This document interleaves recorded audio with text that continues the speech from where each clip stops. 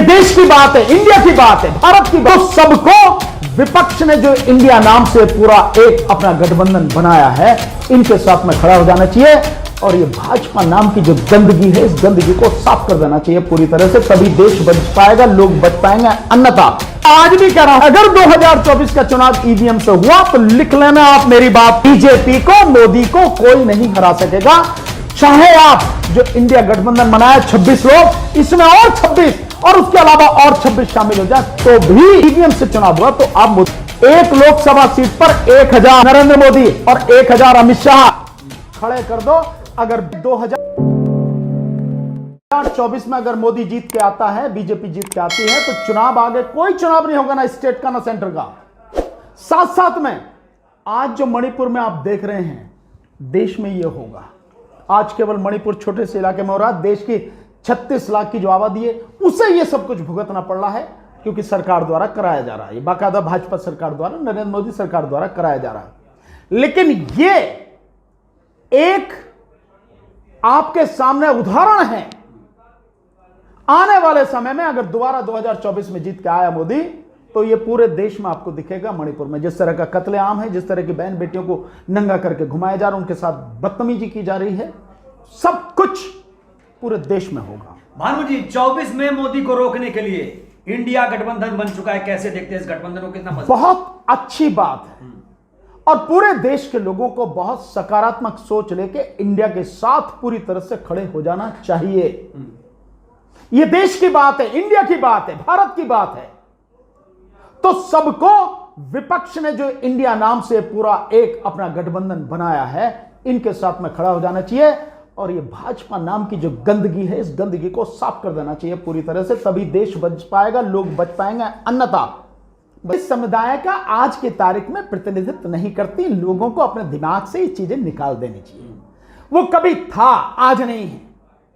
अगर बहन जी वास्तव में दलित समाज का, ये यूं कहो कि जो नाम है बहुजन समाज पार्टी, बहुजन समाज का प्रतिनिधित्व करती, तो बीजेपी के हाथ की कठपुतली होकर बीजेपी के लिए काम नहीं करती। आज की तारीख में बहन जी बीजेपी के लिए काम कर रही है। मैं बार बार ये बात चिल्ला चिल्ला कर खुल के ये कह रहा हूं, तो बीजेपी के कठपुतली के रूप में बहन जी काम कर रहे हैं। आज वो समाज का नेतृत्व नहीं करती, ना दलित समाज का, ना बहुजन समाज का, और लोगों को ये चीजें समझ लेनी चाहिए। नहीं समझेगा समाज, चाहे वो दलित समाज या बहुजन समाज हो, तो अपनी तबाही के लिए बहन जी के साथ साथ वो खुद भी जिम्मेदार। बहुत लोग करने वाले हैं, इसमें क्या दिक्कत है? बहुत लोग करने वाले हैं। क्या मल्लिकार्जुन खड़गे साहब वो दलित समाज से नहीं है क्या?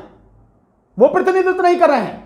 और मैंने ये बार बार कही है, मैं बार बार नहीं, असली ने दलित नेता असली मायावती नहीं है। बहुत लोग हैं, केवल मायावती नहीं, बहुत लोग हैं दलित नेता के लिए, बल्कि दलित नहीं पूरे बहुजन समाज के नेता हैं। बहुत लोग। पार्टी बी टीम मानी जाएगी। कौन सी समाजवादी पार्टी बी टीम? कैसे कह दोगे आप? समाजवादी से क्या फर्क पड़ता है? इससे क्या फर्क पड़ता है? अपना घर क्यों नहीं बचाया? बहुत अच्छा उन्होंने काम किया, लेकिन जब ईवीएम के माध्यम से सारी बेईमानी की जा रही है, घोटाला किया जा रहा है, तो तब आप दलित समाज की बात, उनकी बात कर रहे हो। समाजवादी पार्टी की कोई भी पार्टी कहां बचा पाई? आप बिहार में देखिए, पूरा सुपड़ा के साफ कर दिया, 40 में से 39 सीटें उनके पास चली गई।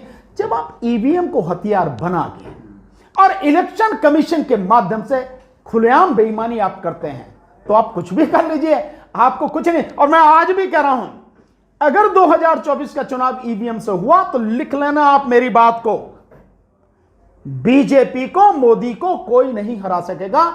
चाहे आप जो इंडिया गठबंधन बनाया 26 लोग, इसमें और 26 और उसके अलावा और 26 शामिल हो जाए तो भी, ये बड़ी दुख की बात है।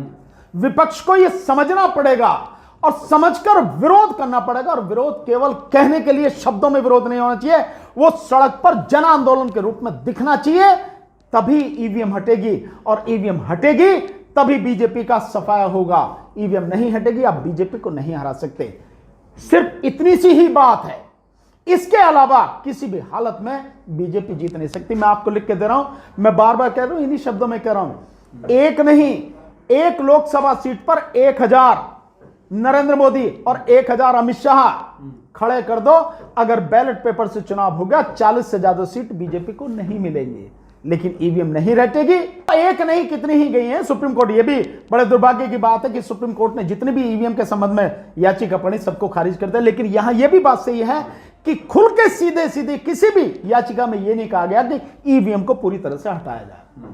वो कोई कह रहा था कि वीवीपैट में ये करो या इसमें ये सुधार करो या इसकी गिनती ऐसे होनी चाहिए कि जो वीवीपैट से पर्ची निकलती है उनकी गिनती होनी चाहिए। बात इस तरह की थी। बात बिल्कुल आउटराइटली ये सब कहा जाए, ईवीएम नहीं चाहिए, ईवीएम को हटाओ, वीवीपैट को हटाओ, ऐसी याचिका नहीं। क्या ईवीएम दूसरी बात, आप इस तरह से इस बात को समझिए कि अभी एक जो अभी 2-3 महीने पहले 3-4 महीने पहले एक लेटर आया जो निकला, जिसमें यह बात इलेक्शन कमीशन का ही वो लेटर था, यह बात एक्सेप्ट की गई कि जो वीवीपैट मशीनें हैं 37% वीवीपैट मशीनें खराब हैं। 37% का मतलब उन्होंने क्वांटिटी बताई 6.5 लाख, यानी 6.5 लाख बूथ पर जो वीवीपैट इस्तेमाल हुई वो सब गलत थी।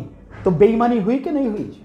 इसके अलावा भी कुछ कहने की जरूरत है क्या? जी जी। इसलिए तो घोटाला संभव है, छेड़छाड़ संभव नहीं, घोटाला ही होता है। आप संभव की बात करो, मैं कहता हूं बिल्कुल पूरे विश्वास के साथ हूं घोटाला होता है। बीजेपी सरकार की गुलामी क्योंकि देश का इलेक्शन कमीशन कर रहा है और देश के इलेक्शन कमीशन के माध्यम से इलेक्शन चुनाव के दौरान जबरदस्त पैमाने पर ईवीएम के माध्यम से बेईमानी होती है। और मैं समझता हूं इसके बाद किसी और तर्क की जरूरत रह नहीं जाती कि जो पार्टी 2014 से पहले ईवीएम का खुलकर विरोध करती थी और जीवीएल नरसिम्हा ने 245 या 42-46 पेज की किताब लिखी, जो आप कह रहे हैं डेमोक्रेसी एट रिस्क, वो किताब लिखी, उस पार्टी आज वो पार्टी लगातार ईवीएम को बनाए रखना चाहती है। अब जो रिपोर्ट आई है, जो मैं अभी थोड़ी देर पहले मैंने कहा कि जो इलेक्शन कमीशन का लेटर है जो कहता है कि 37% वीवीपैट गड़बड़ है, यानी 6.5 लाख वीवीपैट मशीनें गड़बड़ हैं। तो जब आपने वीवीपैट लगाई किस बात के लिए? वीवीपैट लगाई कि ईवीएम में जो गड़बड़ी है उस गड़बड़ी को ठीक करने के लिए या लोगों के विश्वास को स्थापित करने के लिए आपने वीवीपैट लगाई। और इलेक्शन कमीशन मान रहा है, एक्सेप्ट करा कि 37% वीवीपैट गलत है, यानी 6.5 लाख वीवीपैट गलत है। इसके बाद भी कुछ रह जाता है। सुप्रीम कोर्ट, तो क्या सुप्रीम कोर्ट को नहीं चाहिए कि सुमोटो एक्शन लेते हुए उस बात की जो चीज आपको मालूम है, जो चीज मुझे मालूम है, आम लोगों को मालूम है, देश के सभी राजनीतिक दलों को मालूम है, क्या सुप्रीम कोर्ट को मालूम नहीं है? नहीं मालूम है तो आज मैं बोल रहा हूं ना इस बात को कंफर्म करे कि भैया वो कौन सा लेटर है दिखा इलेक्शन कमीशन, इसी बात को लेकर सुमोटो एक्शन लेते हुए उनसे मांग ले और पता कर ले कि वीवीपैट की क्या स्थिति है। और जब 6.5 लाख वीवीपैट में गड़बड़ी है, यही काफी नहीं है क्या ईवीएम और वीवीपैट को पूरी तरह से हटा देना चाहिए चुनाव प्रणाली में? क्योंकि देश का चुनाव सबसे महत्वपूर्ण एक प्रक्रिया है और वो प्रक्रिया पूरी तरह से पारदर्शी होनी चाहिए, निष्पक्ष